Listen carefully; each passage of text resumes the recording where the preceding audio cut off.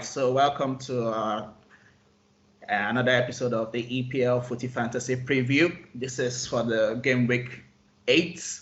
And today we have two legendary guests with us. We have the big Sammy from Milton Keynes, Arsenal fan. And we also have Afam, the Red Devil, also from England in the UK over there. So welcome. Red Devils. Yes, so the Red Devils. They're not performing well. Yeah, we know now. No, we cannot let you be lamenting today, man. This is not. We're not letting the Red Devils lament today. So just keep your lamentation first. Fair enough. So we're going to get into it. We're going to do a preview of 5 fixtures for Game Week 8. So we have a list of fixtures here: Arsenal versus Bournemouth, Newcastle versus Man United, Liverpool versus Leicester, Southampton versus Chelsea, and Brighton versus Spurs. So I'll start with Samuel because, of course, Arsenal, they're not looking too bad. They're bouncing back. They've had a rough time with people already shouting Emery out, but no, I know. Fans, Big fan, man. This guy has spent like 18 months, or how many? It's not even 18 months yet. They can't wait, man. They can't wait. Okay, so what do you think about the Bournemouth match? To me, I think it's gonna be Arsenal because obviously Arsenal are better at home. I mean, our home games, right? This season and last season was really good. Mm-hmm. Just a little hiccups, whatever you can call it, right? Just here and there. But ultimately, right, it would be good at home. You know what I mean? So, I'm gonna go with Arsenal, right? I think it's gonna be 3-1. 1. Okay, you think Bournemouth to score? Yeah, they'll score. Yeah, because our defense is always, there's always this thing about our defense. We understand. So I think they're laying a goal, right? And that'll be it. It's going to be Arsenal 3-1 there. Okay. All right. What do you think, Afam? Do you think Arsenal will bottle the match, or do you think they'll burn Bournemouth? Bournemouth play a very open game, very attacking football, and Arsenal do well against like that play very open and very attacking. Their defense is not that strong, but they have like some of their key players back. Bellerin is back.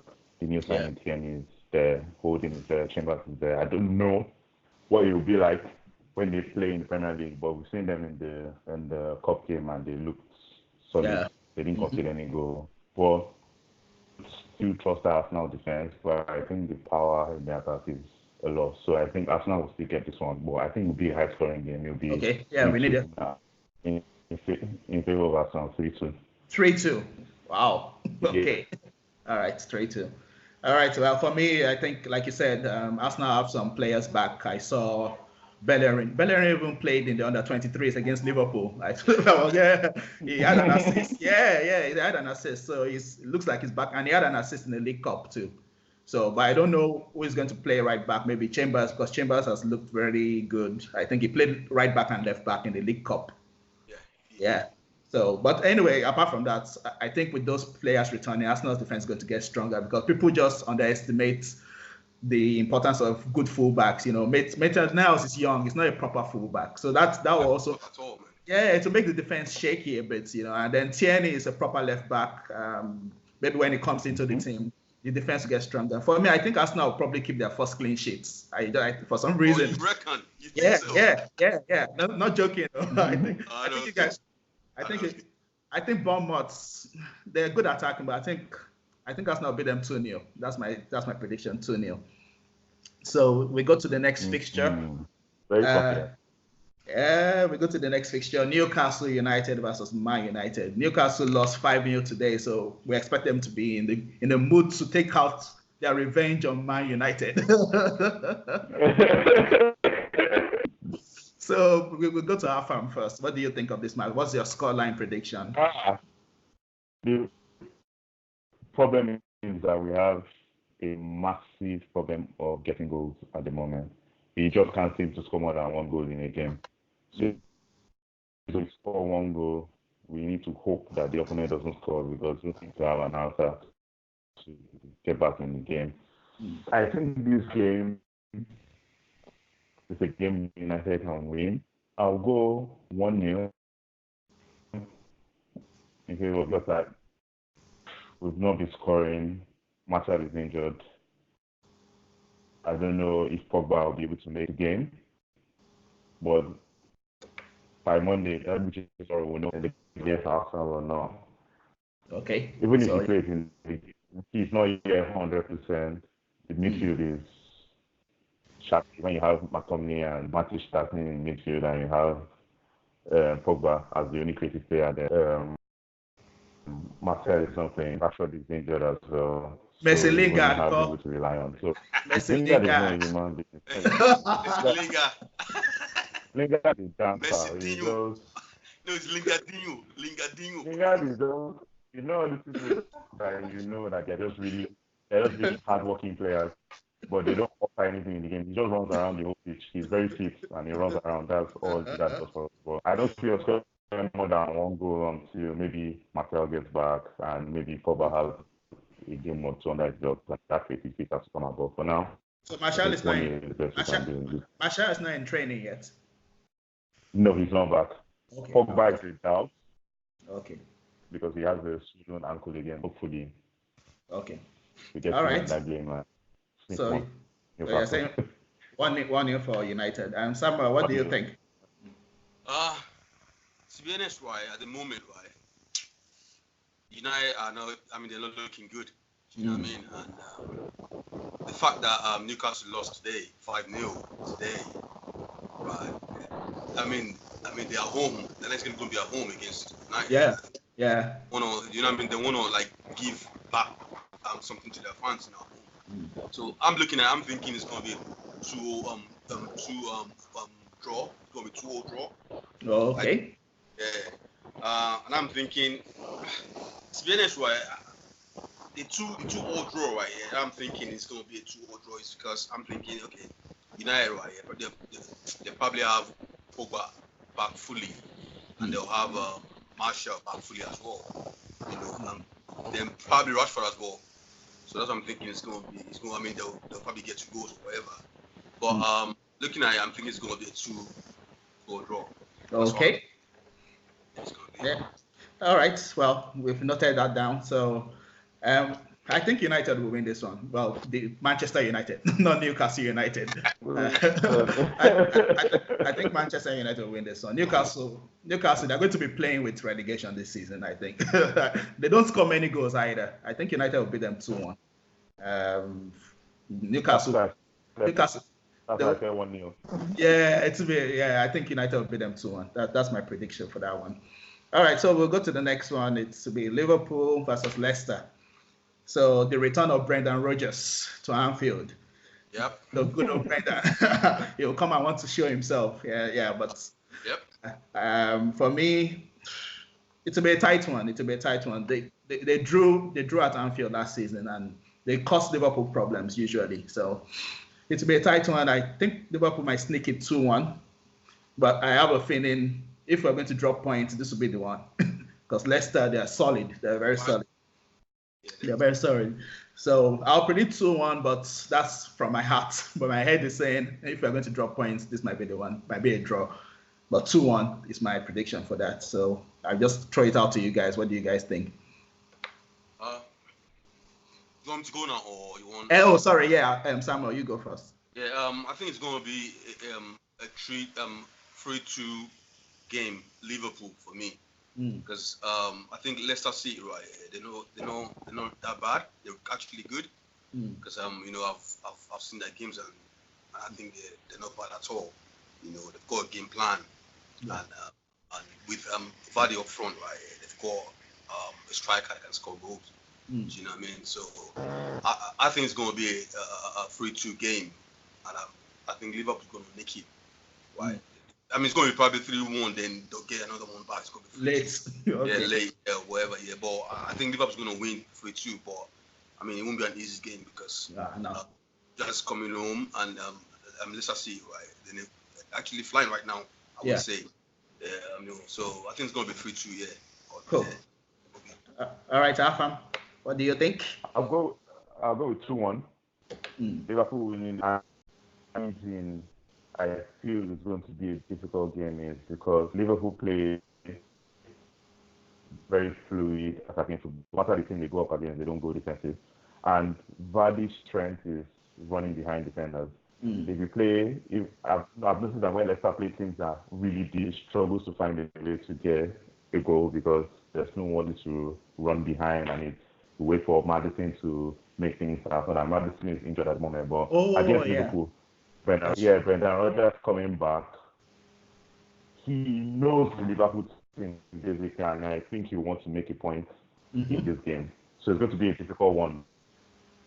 By the edge in terms of the quality of the players they have and their ability to convert their chances when they get them. So it will be a really, really tough one. I think Liverpool will struggle to get the win, but I think the quality they have up front will be enough to get them the win. But they will definitely concede one goal against Leicester City. So 2-1.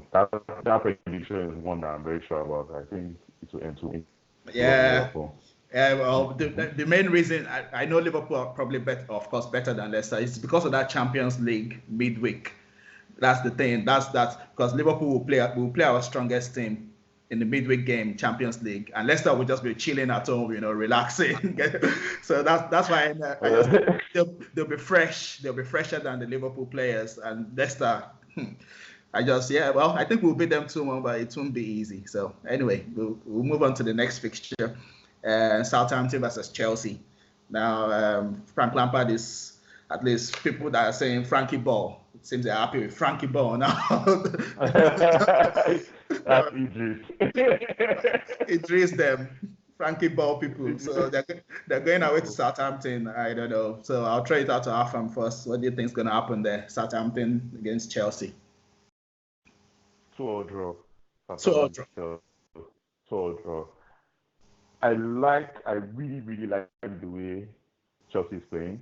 It's a revelation the way that team is playing. Even though they have been different managers that come over the years and they've always found a way to win, I've not seen them as fluid as they are playing now going forward. Although they are giving up a lot of goals on the other end, but Frank Lampard has not had that transfer window to say, okay, these are the players I want to have to play in the system I want to play in.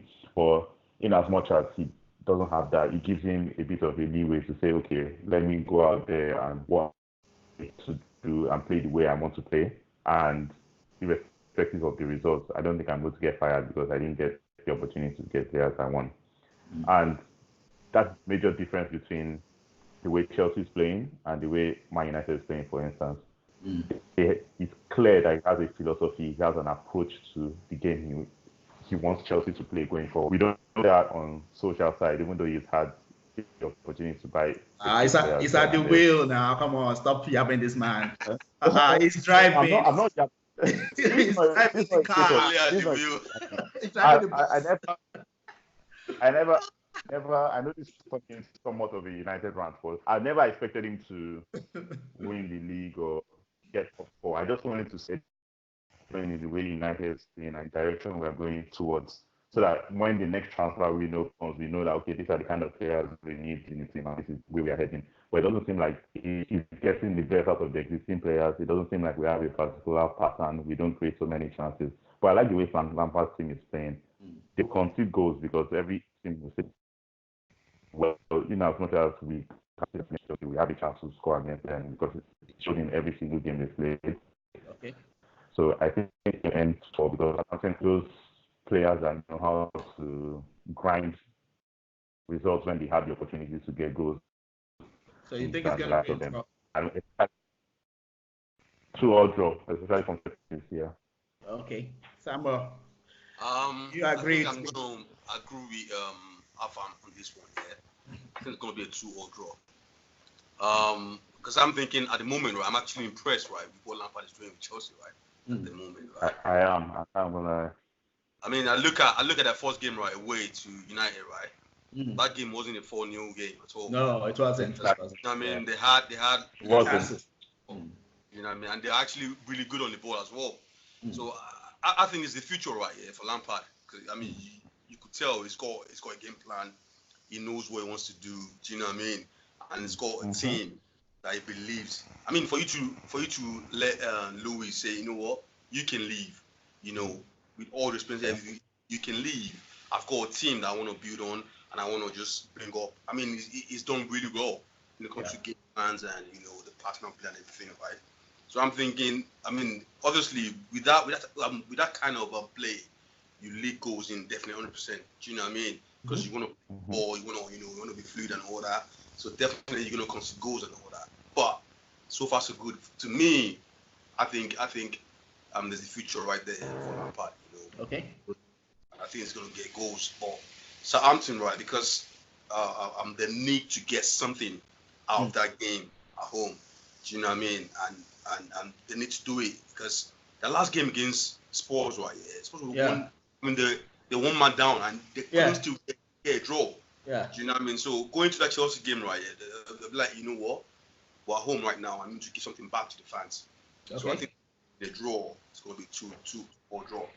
So I think. Well, me, I'm going for a Chelsea win. I think Chelsea will beat them. I don't think Southampton are that good. I think Chelsea will beat them 3-1.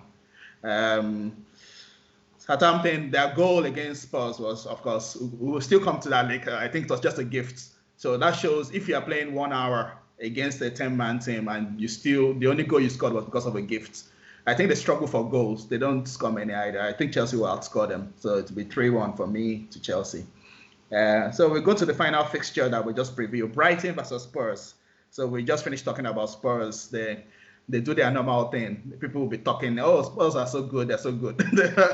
I don't know whether they're going to be that good this season because they have been struggling, I think. I mean, it's quite funny, right? Yeah, people just, people are more focused on Arsenal, right, and United and all that, right? But if you look at table, right? Yeah.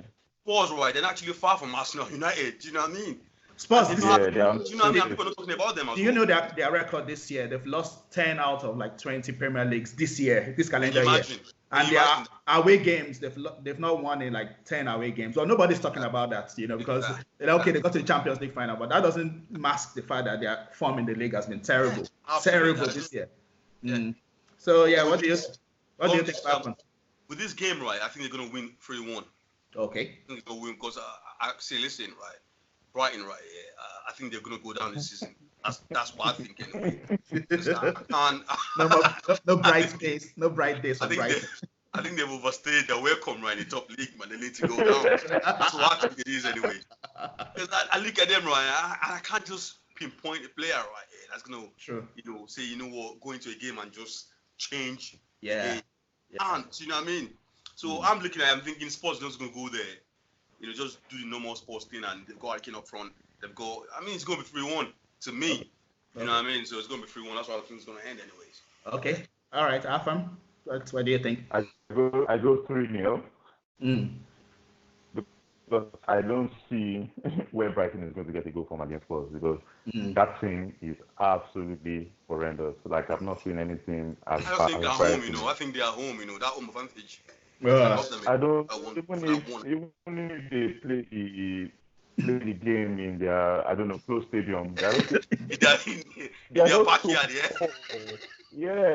so poor. And I don't see how they get a goal. And one of the things I've noticed about Spurs this season that made them struggle is when Ndombele was not playing in that team, when he was injured for those 2 games thereabout, and the third one he came back and played a bit passing, they really struggled in that game because he kind of gives that thing a little bit of balance and solidity in midfield. And initially everything was struggling with, should I not leave? So he wasn't settled and all. They didn't have Son in the first 2 games, I think, because of suspension. So they would think play hands of the opponent. But now that they have Ndombele back, and I think he's doing a good job in midfield, he allows people like Son, Lamela, and they like to be free and move about. The only reason why Southampton got what they got was because they went 1 man down. Spurs went 1 man down, and they had to play and just do what they needed to do to get the game done. But Brighton, I don't see how Brighton will handle them. If I'm being fair to them, 3-0 is a respectable scoreline considering the way they are playing and where Spurs now at the moment and what they need to do, because Arsenal majorly have notably they are rival. That's so. Okay. So yeah, well, Yeah.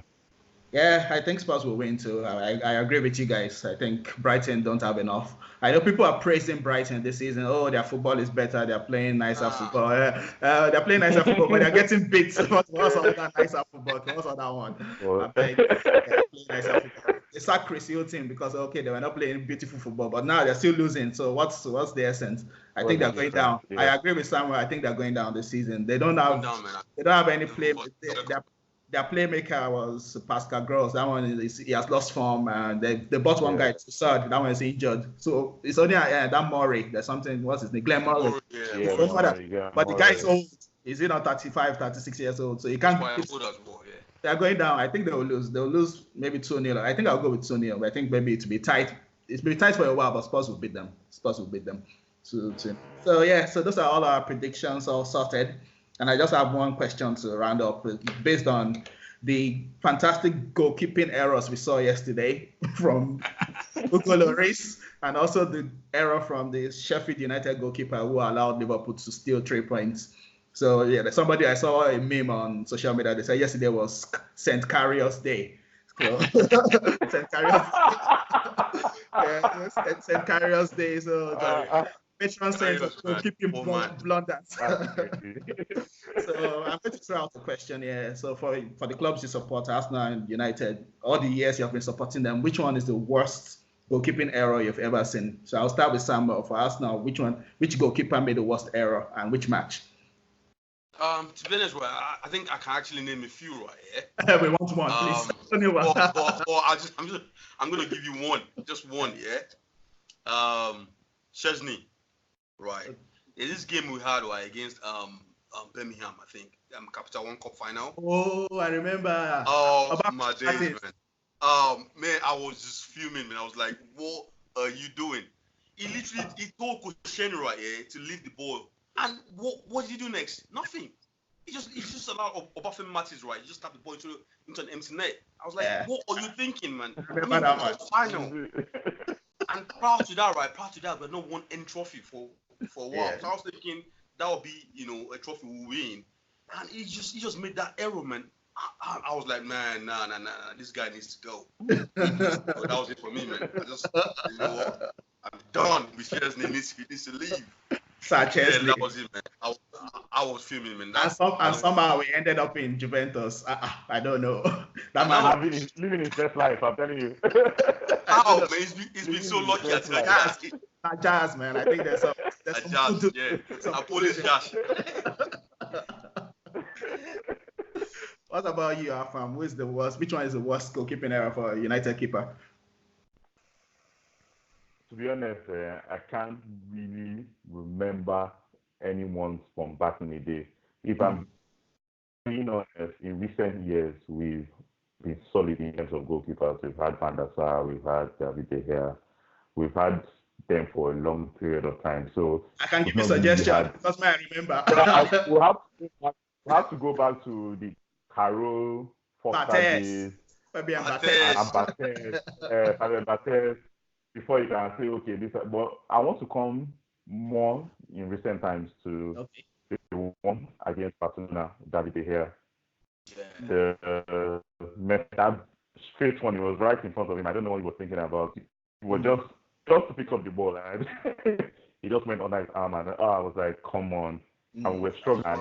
It was, my thinking was, worst case scenario, we can just keep it at 1-0. Maybe the second leg we can do something about it, and he just let that go in. He had a few errors at the World Cup as well. So that last season was a bit dodgy for him. But apart from that, to the days of Carroll and Ben Foster. So really, no, those days were 9 days. I don't know how he did it, but those two guys are our number one. No problem. Okay, well, for me, it has to be Loris Karius. Karius. Champions League final. Can you imagine that? It's giving me nightmares just even thinking of it now, man. Forget it. He was holding the ball and he threw the ball to the feet of Benzema. He just rolled the ball to Benzema. How does that happen? You can have that. Just say you can have that, mate. No. There was no explanation. They said, maybe concussion or what. Man, I don't believe that. I beg. I don't believe it. Because he has been useless before. So he just gave the ball to Benzema and allowed him to score. That's like, he just ruined the morale of the team that day. So yeah, it's Karius that in the Champions League final. The recent error he made in his new club. Oh, he has made many. He has made at least 5. Trust me, he just came out just full of errors with that guy. He has made at least 5 errors since he got to Besiktas. He has made so many bad errors. But that's for me. That's Karius is the worst one, and thankfully he's out of the club now. So let him stay in Turkey. He's on loan, so we don't want him back. Let him stay there. All right. Well, thank you very much, guys. We thank you so much. It has been an enjoyable podcast. So thank you everybody for listening, and we hope you continue to visit our website www.footyfantasy.com. Check out all our social media channels and keep subscribing and keep checking out our new content. Thank you. See you around. Bye.